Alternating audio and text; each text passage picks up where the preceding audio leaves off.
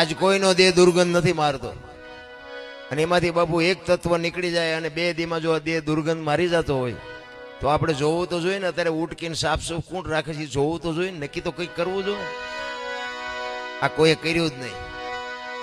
એટલા માટે કહું છું કે આપણા મીરાબાઈ બોલ્યા કે આત્માને ઓળખ્યા વિના 184 નહીં મટે, તમારી ભ્રમણા ભાંગ્યા વિના ભવના ફેરા નહીં મટે. માણસના અવતારમાં બાપુ કંઈક આપણે કરવાની જરૂર છે. આ તમે જેટલું દેખાય છે એટલું બધું માણાએ બનાવ્યું છે તો મને એમ થાય કે આ લોઢા ઉડાડી શકે છે, આવા આવા આ ભડકા જેવા દી જેવા લાઇટો બનાવી શકે, આવા હાર્મોનિયમ બનાવી શકે, તબલા બનાવી શકે, બેન્જા બનાવી શકે, ઈશ્વરને આપણે ન મેળવીએ. હાવ હાવ મફત છે. ઓલો રાહ જોઈને જ બેઠો છે કે અંતરથી જો મને હાથ પાડો તો હું આવવા તૈયાર જ છું, પણ આપણે ટાઈમ જ નથી. એમાં બાકી હતી મોબાઈલ આવ્યા. તમે જોવો તો મેં તો એક મોબાઈલમાં વિડીયો જોયો હતો કે ગાંધીજીનું ત્રણ વાંદરાનું ઓલું રમકડું હતું ને, 3 વાંદરાનું એક હતું. એ કે એક વાંદરામાં આંખે હાથ રાખ્યા, એ કે ખરાબ જોવું નહીં.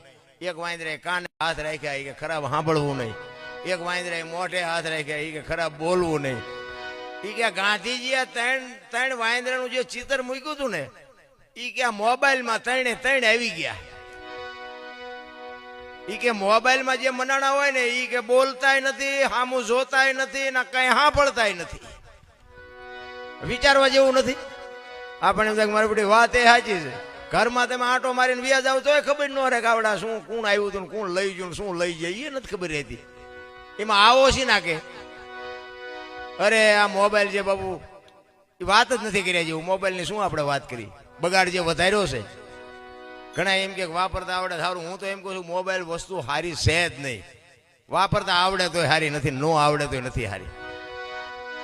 એમાં જે આ નેટની વાત કરું છું. બાકી એ ઓલા જે પાવડા ફાઈટ જેવડા હતા ને હાથ તો કે સારા હતા. જ્યાં મોટા મોબાઈલ આવ્યા ને પછી જે બગાડ વધ્યો છે ને, ખોટું ખોટું ખોટું નકરું, કોઈ સાચું બોલવાનું જ નહીં. આપણે હલો ચાંસ હોય એ કે મુંબઈ શું બોલો વંડી આડા ઉભા હોય, નકરા રાંગા દેહ. એક બાપુ અમને કહેતા હતા, એ મને કે દરબાર 10 વર્ષ પછી તમે જોજો કે કોઈ ગામ એવું નહીં હોય કે આમાં 5 ગાંડા ન હોય. મેં બાપુ તમે 10 વર્ષની વાત કરો છો ને, હું તો આ ગામે ગામ જઉં ને ચેક તો 2 થતા ને મને જોવા હોત મળ્યા. 10 વર્ષ થાય છે નહીં, 10 વર્ષ પછી તો લગભગ પોણું ગામ ગાંડું હોય છે. 5 ગાંડા થાય તો સારું. કઈ રીતે આપણે સારું કહી શકાય? બાપુ તમને વિચાર તો કરો. માલિકો તમારે કેવા ચિત્રો તમને જોવા મળે છે. આપણે જ્ઞાનની વાતો કરી છે ને ગમે એનો ઉપયોગ કરી છે તો આપણે કેવી રીતે આપણો સુધારો થઈ શકે? સત્ય જ નથી. એટલે સવાર આમ કહે છે બાપુ આ દેહની વાત